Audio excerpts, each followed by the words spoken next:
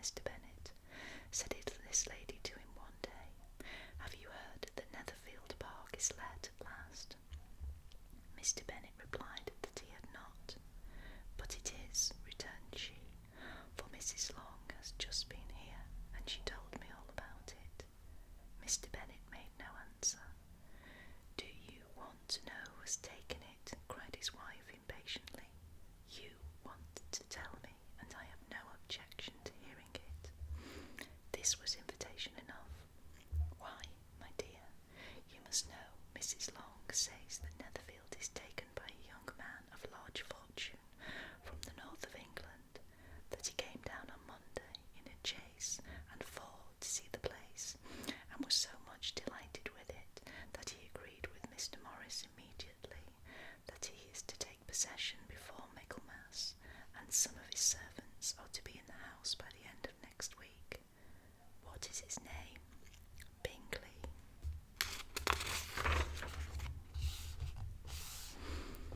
Is he married or single?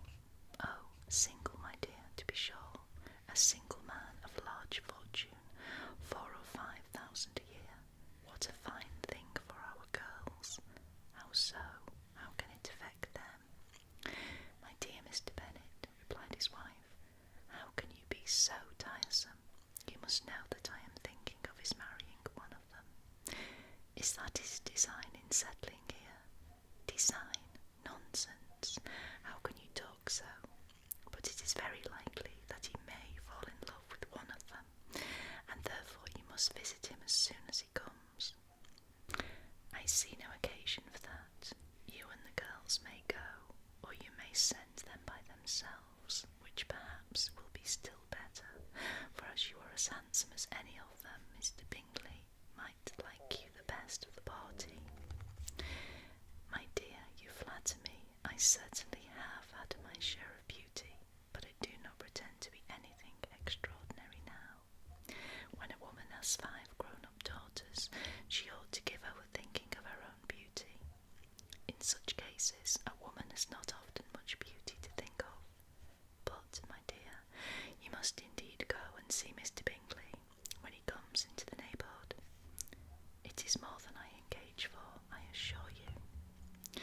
But consider your daughters. Only think what an establishment it would be for one of them. Sir William and Lady Lucas are determined to go, merely on that account, for in general, you know, they visit no newcomers. Indeed, you must go, for it will be impossible for us to visit them if you do not. You are over-scrupulous, surely. I dare say Mr. Bingley will be very glad to see you, and I will send a few lines by you to assure him of my hearty consent to his marrying whichever he chooses of the girls, though I must throw in a good word for my little Lizzie. I desire you will do no such thing. Lizzie is not a bit better than the others, and I am sure she is not half so handsome as Jane, nor half so good-humoured as Lydia, but you are always giving her the preference. They have none of them much to recommend them, replied he. They are all silly and ignorant like other girls, but Lizzie has something more of quickness than her sisters. Mr. Bennet, how can you abuse your own children in such a way? You take delight in vexing me. You have no compassion on my poor nerves. You mistake me, my dear. I have a high respect for your nerves.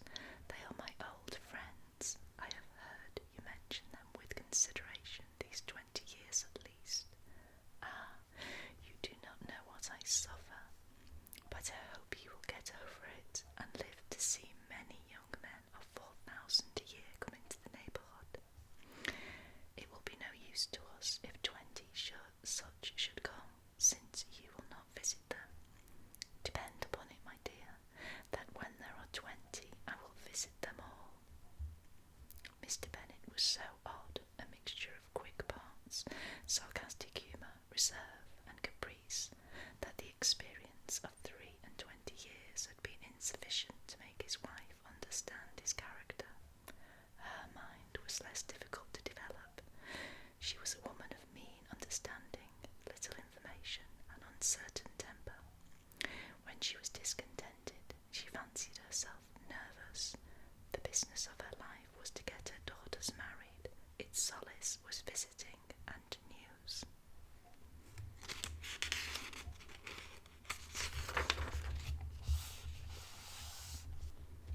Chapter 2. Mr. Bennet was among the earliest of those who waited on Mr. Bingley. He had always intended to visit him, though to the last always assuring his wife that he should not go, until the evening after the visit was paid. She had no knowledge of it. It was then disclosed in the following manner. Observing his second daughter employed in trimming a hat, he suddenly addressed her with, "I hope Mr. Bingley will like it, Lizzie." "We are not in a way to know what Mr. Bingley likes," said her mother resentfully, "since we are not to visit." "But you forget, mamma," said Elizabeth, "that we shall meet him at the assemblies, and that Mrs. Long has promised to introduce him." "I do not believe Mrs. Long will do any such thing. She has 2 nieces of her own. She is a selfish, hypocritical woman, and I have no opinion of her." "No more than have I," said Mr. Bennet, "and I am glad to find that you do not depend on her serving you." Mrs. Bennet deigned not to make any reply, but unable to contain herself, began scolding one of her daughters. "Don't keep coughing so, Kitty, for heaven's sake. Have a little compassion on my nerves. You tear them to pieces." "Kitty has no discretion in her coughs," said her father. "She times them ill." "I do not cough for my own amusement," replied Kitty fretfully. "When is your next ball to be, Lizzie?" "Tomorrow fortnight." "Aye, so it is," cried her mother, "and Mrs. Long does not come back till the day before, so it will be impossible for her to introduce him, for she will not know him herself. Then, my dear, you may have the advantage of your friend and introduce Mr. Bingley to her." "Impossible, Mr. Bennet, impossible. When I am not acquainted with him myself, how can you be so teasing?" "I honour your circumspection. A fortnight's acquaintance is certainly very little. One cannot know what a man really is by the end of a fortnight. But if we do not venture, somebody else will, and after all, Mrs. Long and her nieces must stand the chance, and therefore, as she will think it an act of kindness, if you decline the office, I will take it on myself."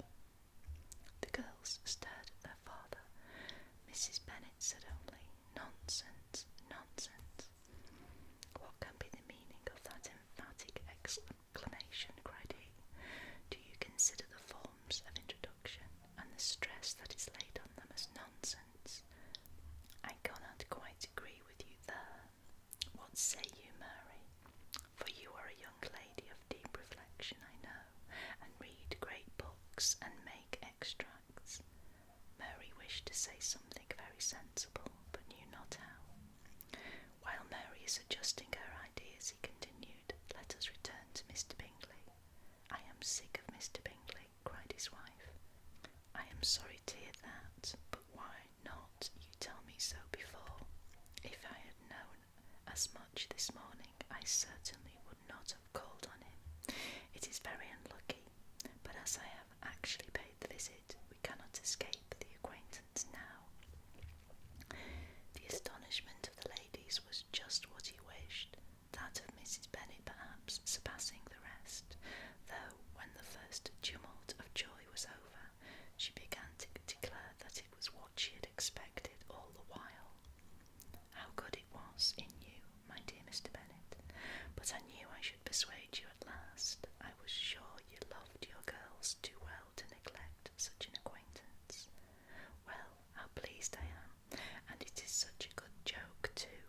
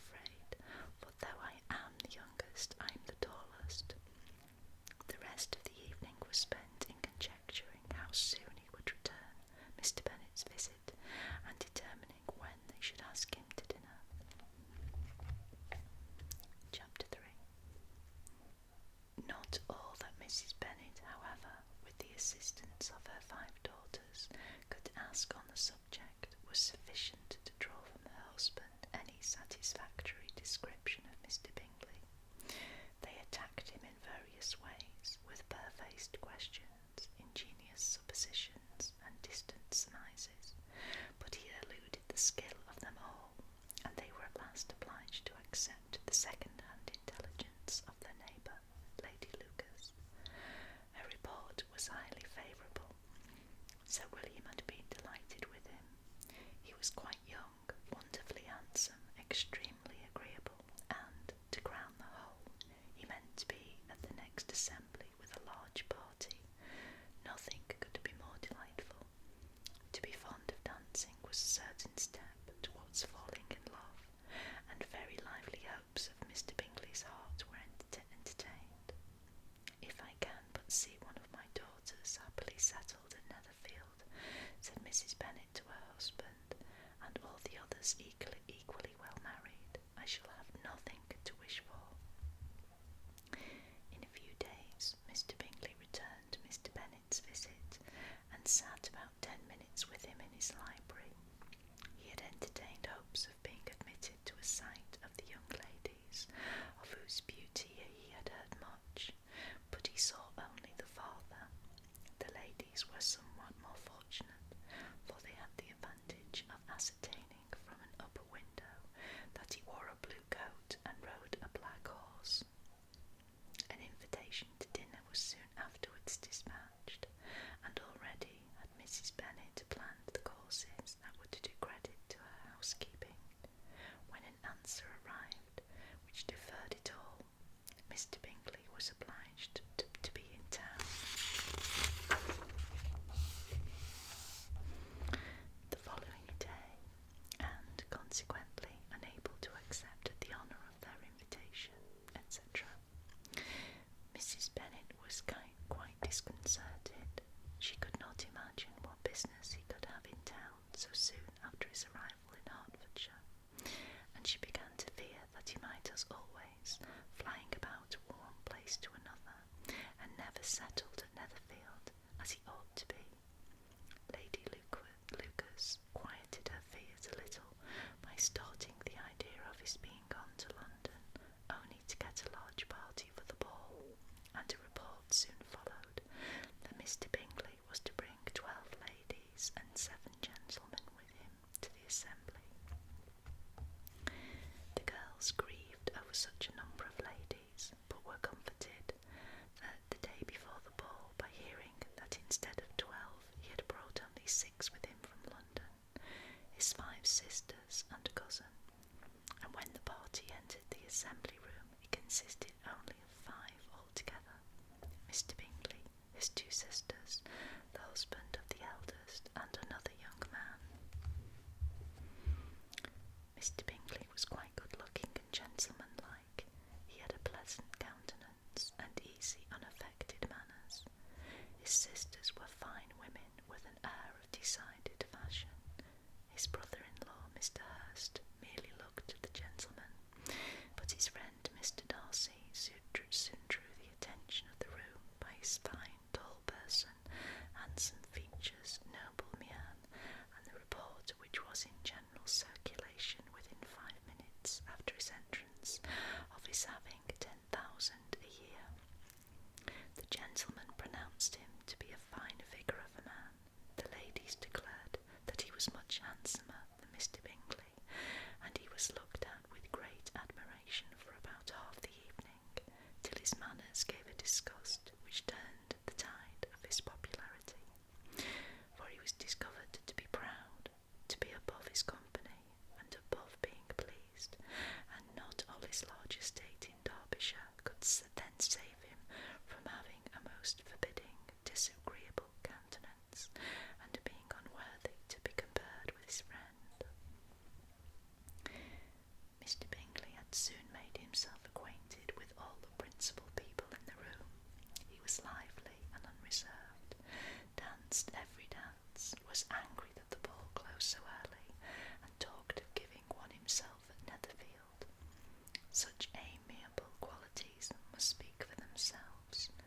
What a contrast between him and his friend Darcy danced only once with Mrs. Hurst and once with Miss Bingley, declined being introduced to any other lady, and spent the rest of the evening in walking about the room, speaking occasionally to one of his own party. His character was decided. He was the proudest, most disagreeable man in the world, and everybody hoped that he would never come there again. Amongst the most violent against him was Mrs. Bennet, whose dislike of his general behaviour was sharpened into particular resentment by his having slighted one of her daughters.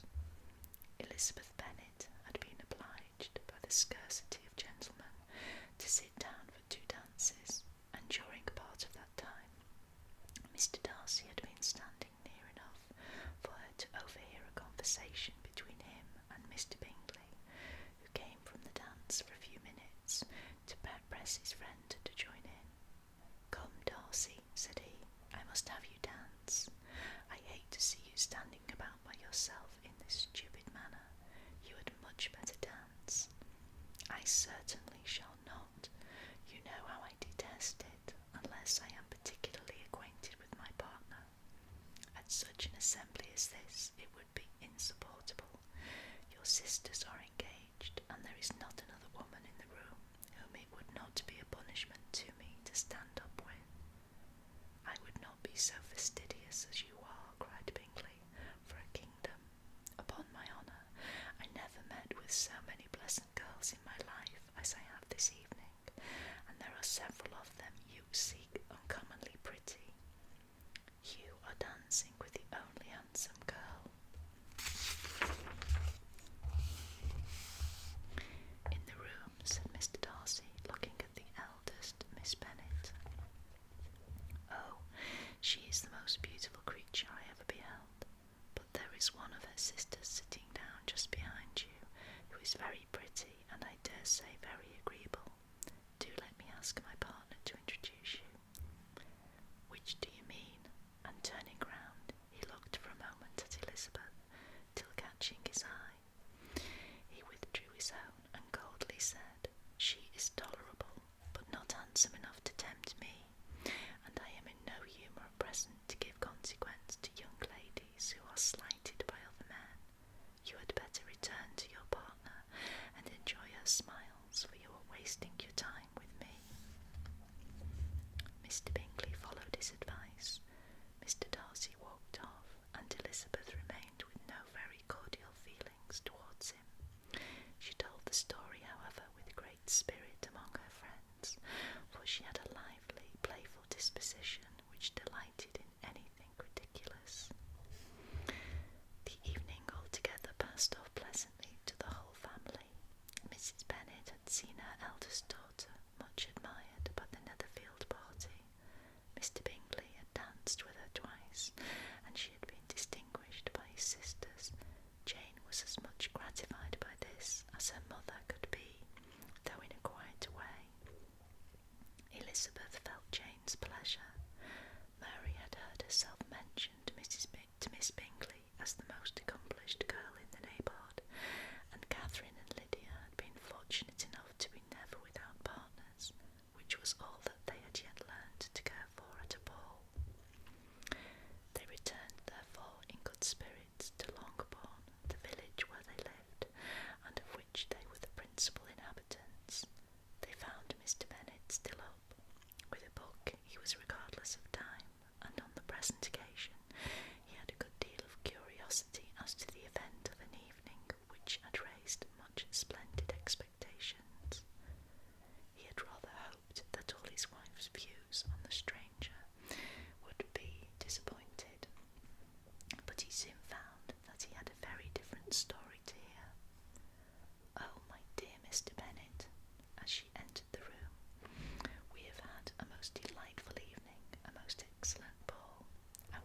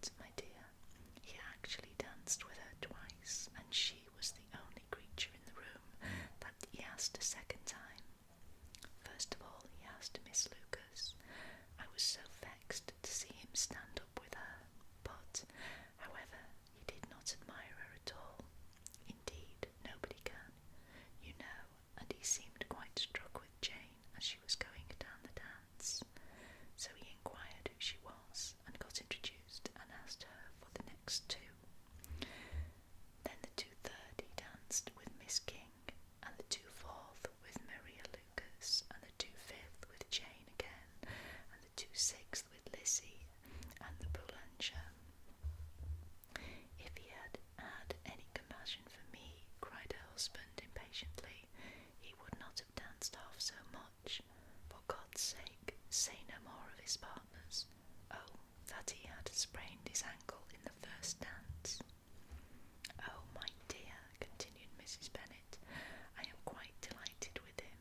He is so excessively handsome, and his sisters are charming women. I never in my life saw anything more elegant than their dresses. I dare say the lace upon Mrs. Hurst's gown. Here she was interrupted again. Mr. Bennet protested against any description of finery. She was therefore obliged to seek another branch of the subject, and related, with much bitterness of spirit and some exaggeration, the shocking rudeness of Mr. Darcy. But I can assure you, she added, that Lizzie does not lose much by not suiting his fancy, for he is a most disagreeable, horrid man, not at all worth pleasing. So